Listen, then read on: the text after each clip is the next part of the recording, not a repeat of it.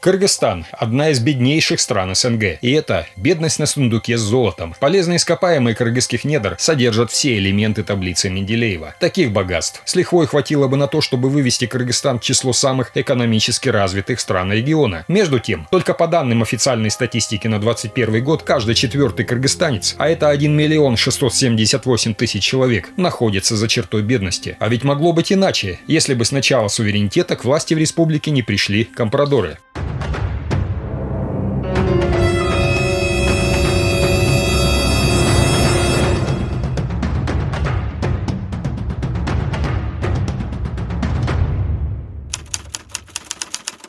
Компрадор – чиновник-бюрократ, наживающий капитал на нечестной продаже национальных богатств иностранцам.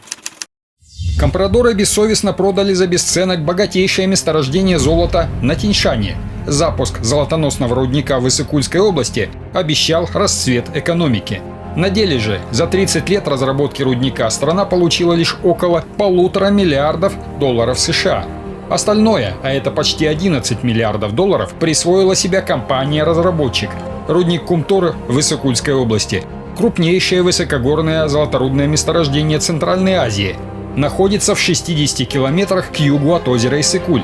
Расположено месторождение на высоте более 4000 метров над уровнем моря. Второй в мире высокогорный рудник золота. По объему запасов золотоносной руды занимает 7-е место в числе крупнейших месторождений, а по высоте своего местонахождения уступает лишь золотым копьям Янакоча в Перу. В период с 1984 по 1987 годов были проведены первые геологоразведочные работы, а с 1987 по 1990 более детальная геологоразведка. Госплан геологам выделил деньги. По нашим оценкам, месторождение содержало около 716 тонн золота. Из этого объема 316 тонн составлял балансовый запас, 200 тонн – подземный запас. А вот по заключению государственной экспертизы запасов полезных ископаемых вышла другая цифра. Госкомиссия определила объем запаса в 516 тонн. Золоторудное месторождение Кумтор было открыто в 1978 году, а технико-экономическое обоснование по освоению месторождения подготовлено в 1989 Институтом Геналмаз золота Главного управления драгоценных металлов и алмазов при Совете министров СССР. Согласно тому документу, общее содержание золота в месторождении составляет около 730 тонн.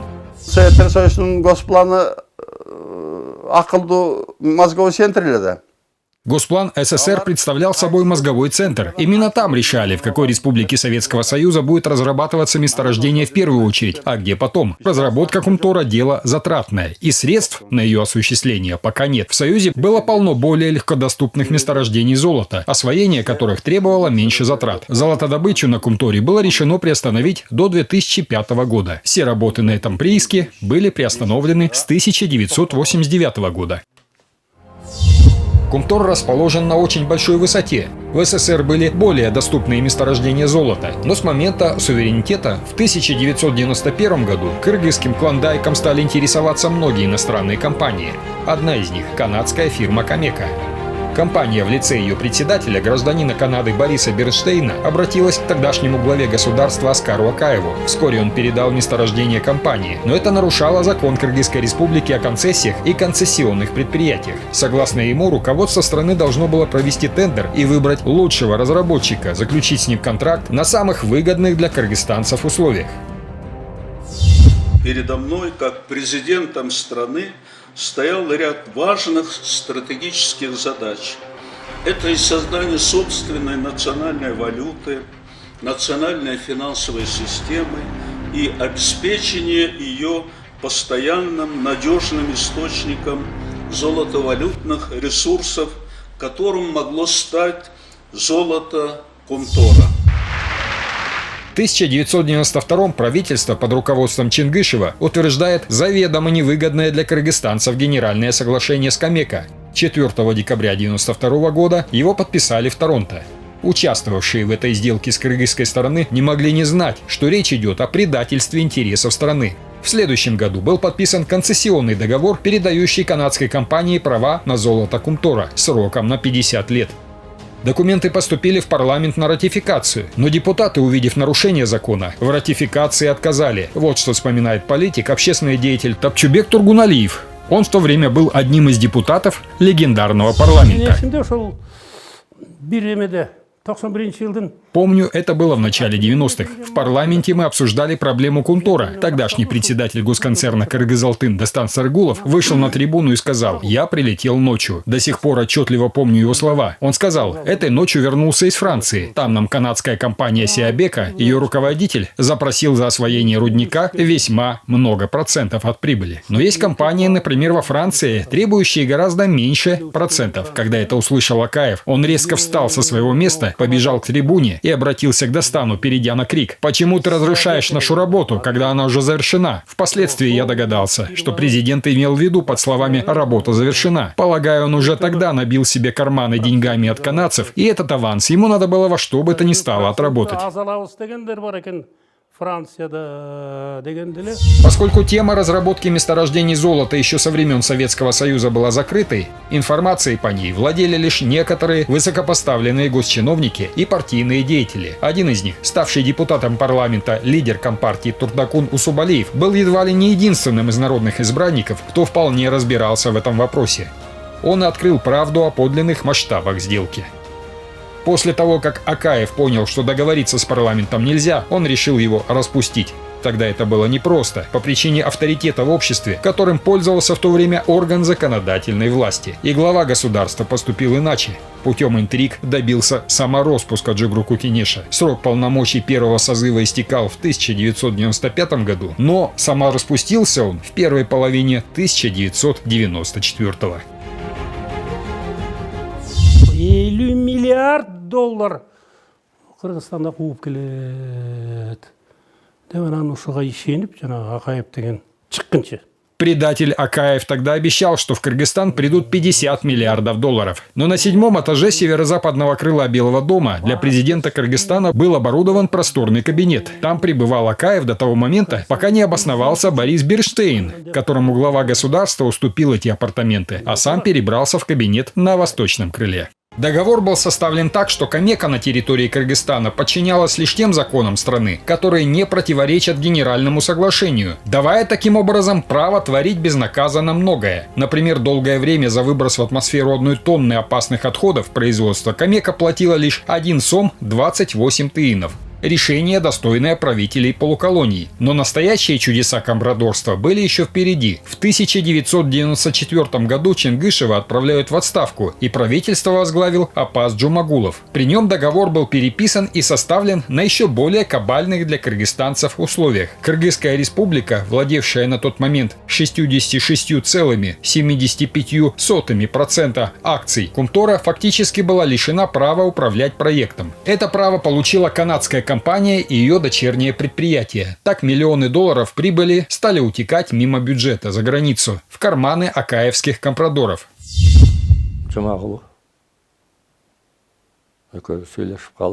Мы разговаривали с Джумагуловым. С некоторой обидой на Акаева он говорил о том, что тот берет на себя, провожая представителя Камека, подписал. А тут выяснилось, что до меня Акаев выпустил соответствующий указ. Они оба поспешили и оба, торопясь, составили соглашение с Камека. Страна недополучила миллионы в казну, ни в виде налогов, ни в качестве дивидендов на правах крупного акционера. А в 2004-м корпорация предложила Кыргызстану реструктуризировать проект на выгодных для себя условиях. Объединить активы Кыргызской республики на Кумтор с активами корпорации на это и 3 других золотых месторождения – Боро и Гацурт в Монголии и Рен в США. Для этого Камека прекратила свое существование. На ее месте возникла компания Centerra Gold Incorporation. После этой манипуляции получилось, что Кыргызстан с того момента владел уже 33% акций.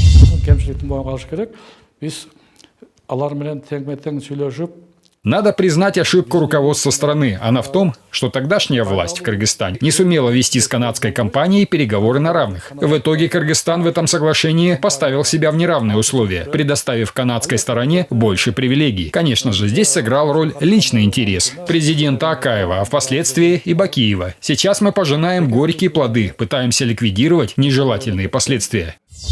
2004 году Кыргызстан продал большую половину своих эмиссионных ценных бумаг. Так, в 2007 году Кыргызстан остался лишь с 15% акций. Руководство Кыргызстана обменяло принадлежащее стране золото на бумажки и акции. Кому было это выгодно? В 2007 году Ленсовет Санкт-Петербурга разрешил кыргызстанскому на тот момент премьеру Николаю Танаеву построить в городе на Неве небоскреб, принадлежащий компании «Газпромнефть-Инвест», одним из руководителей которой был в то время Танаев. 90% объема золота на 4 месторождениях приходится на Кумтор. При этом страна имеет право на владение лишь третьей частью добываемого драгметалла, да и то в виде акций. Известный политик и общественный деятель, экс-вице-спикер парламента Куланычбек Исабеков в 90-е годы был успешным бизнесменом. Уйти в политику его заставила трагедия, которая произошла на его малой родине в селе Бакамбаево Иссыкульской области. Вот представьте себе, если с вашей матерью будет плохо, вы будете безразлично относиться? Или с вашей родиной будет плохо, вы будете безразличны? Да, я тогда простой бизнесмен был, на рынке работал. Когда мне стало известно, что вот произошла авария с цианидом, я сразу же поехал. И увидел, как мертвые рыбы поверхности озера, как животные. И вот 47 женщин выкидыш пошло.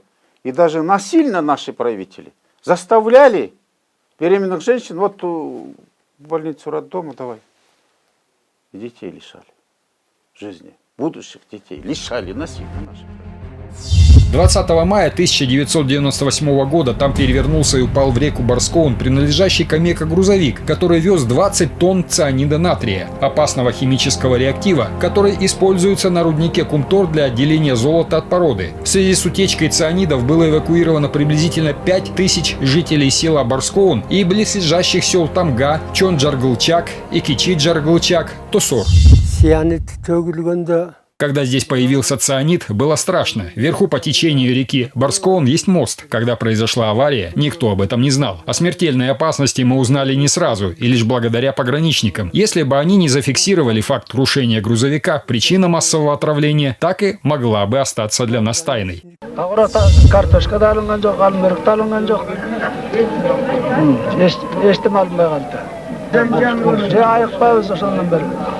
Жара чыгып атат, цианиттен ай сайын жаңырып атат. Мурда жок болчу. Жок болчу да. Мына байка, момун чыгып атат. Момун чөйлө бар сайып чыгып эле, чыгып эле мына. Караңыз. Мына эле өзүнчө эле бар саягалы эле ушундай эле бир балекет пайда болот. Бирдеме сылып отуруп атат. Момун чөтпө, өрөбөсүн. Камчыдап жүргөнсүң окшой.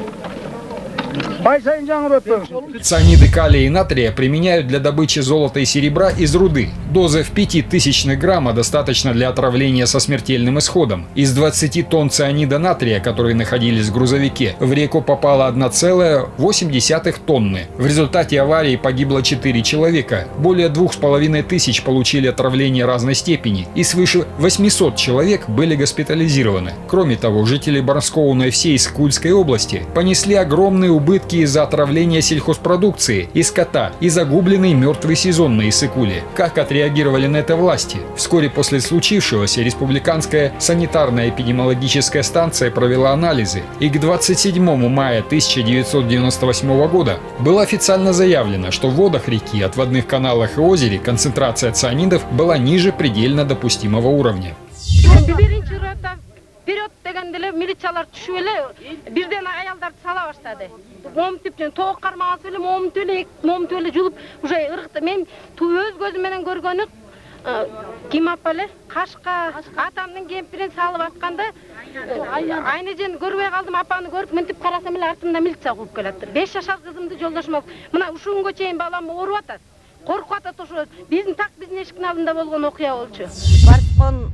Айлынын биринчи көпүрөсү деп аталат. Вот он, первый мост близ села Барскоун. Здесь произошла авария, прокинулся грузовик с цианидом. Из-за этого пострадали все жители Барскоуна. Да не только они, но и наши соседи из ближайших 5 сел. Никто не понимал всей опасности происходящего. Есть погибшие. От последствий отравления страдаем и поныне. Что касается лично меня, помню, 22 мая я обратилась в больницу. Накануне этого поливала огород, срывала урюк с веток, мыла его водой для полива и ела. После этого ночью начала кашлять кровью. Так меня меня положили в больницу, отвезли в стационар, в Каракол. К тому же на тот момент я была беременна. Старались сохранить моего ребенка. Тогда у многих женщин произошел выкидыш. Никому не пожелаю того, что в те годы нам довелось пережить.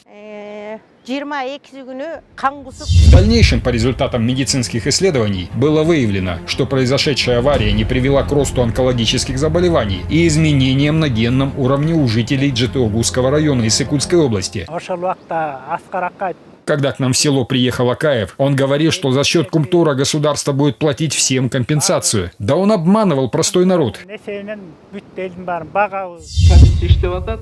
Комиссия бұл сөзсіз ошол зыяндын өлчөмүн толук өлчөп ушул жерден иштешип, анан берет, анан компенсация жасап беребиз. Мамлекет эсебинен компенсация жасап беребиз. Ошол сатылбаган өрүктүн, сатылбаган картошкөнүн, жанагы желбей турган малдын ошонун баарын компенсациясын мамлекеттин эсебинен жасап беребиз, ал жагынан камсынабаңыздар.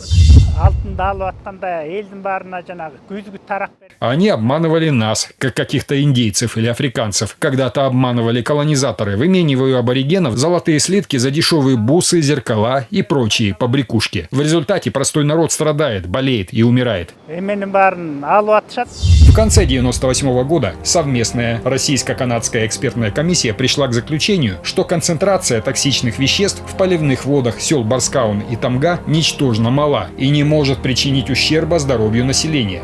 В числе получивших сильные отравления была мать Куланычбека Исабекова. И моя мама родом с Барскауна, я с соседнего села. Ну, замуж вышла за моего отца, соседнее село, Джаркулцак. А в Барскауне она была у своих братьев. И они все пили эту воду же. Просто эти негодяи, сволочи, убийцы не сообщили своевременно, что уронили этот цианид в воду.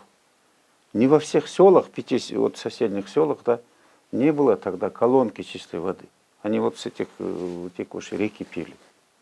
Естественно, отравились. В своей книге «Золотая мафия Кумтора» он изложил результаты многолетнего расследования обстоятельств, крайне невыгодные для кыргызстанцев сделки. Располагая информацией, разоблачающей преступления власти, он счел своим долгом поделиться этим с общественностью.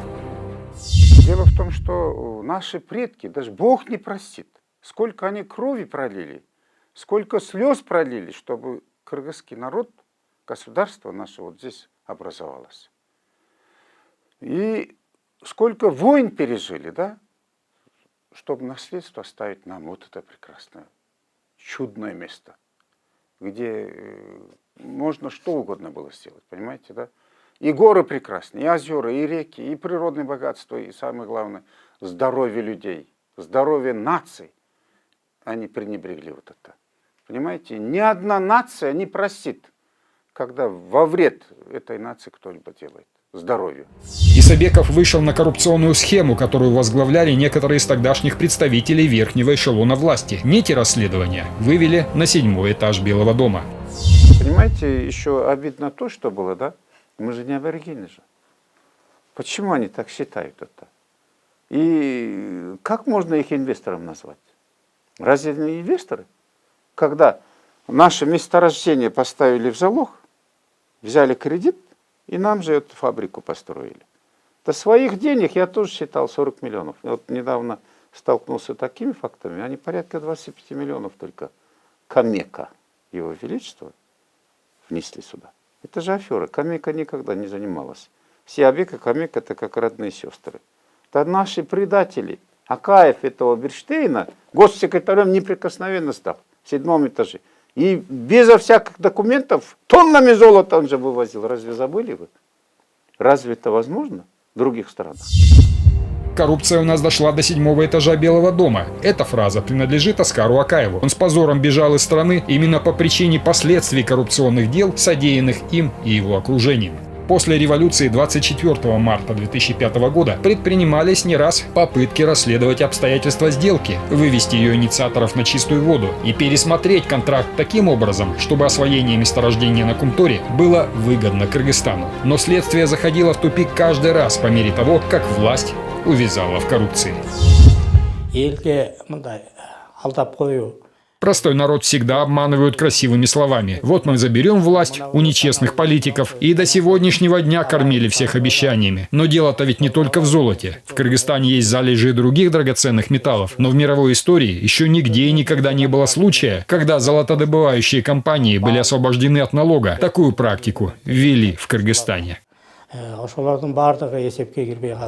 Продолжалось и планомерное ухудшение экологической ситуации в Иссыкульской области. Например, уже в 2010 году при президенте Атамбаеве были незаконно переданы компании 16 330,8 гектара территории в Джетаугусском районе. Власти твердят, что эти земли никогда не были заповедными. Экологи утверждают обратное.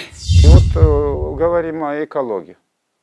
И представьте себе, не дай бог сейчас, да, вот сырборы идут сейчас с Кумтуры, да, и мы останемся сейчас. И нынешнее правительство, прежде чем вот это сырбор начинать, они должны были все-таки добиться, чтобы рекультивационный фонд был в Кыргызстане.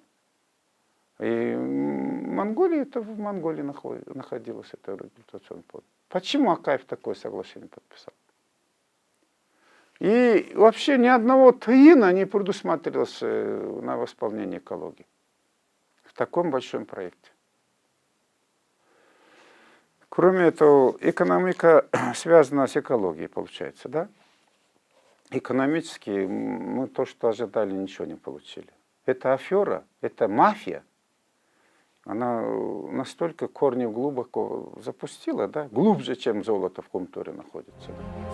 14 июня 2010 года на этих вроде бы охраняемых землях золотодобытчику было выдано разрешение на геолого-разведочные работы. Основанием для этого стало правительственное постановление от 6 июня 2009 года.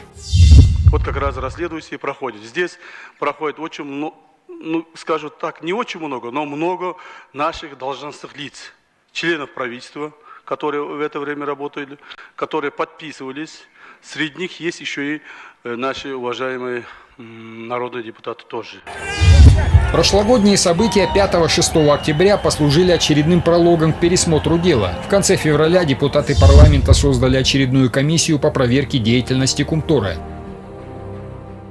Они должны были работать, предлагать президенту, правительству пойти дальше. По какому пути? Я предложил президенту Садыру Джапарову выйти из состава несколько месяцев тому назад еще от Центры. Но здесь пошли по другому пути.